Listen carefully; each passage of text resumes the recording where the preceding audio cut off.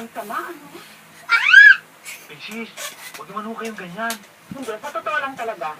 Kasi gusto ko makarating agad siya sa langit at maging kaaya-aya at kasuntabi yung mukha niya. Diyan, sis, kayo masusunod. Langit ang request, langit ang pupunta. Sa mata.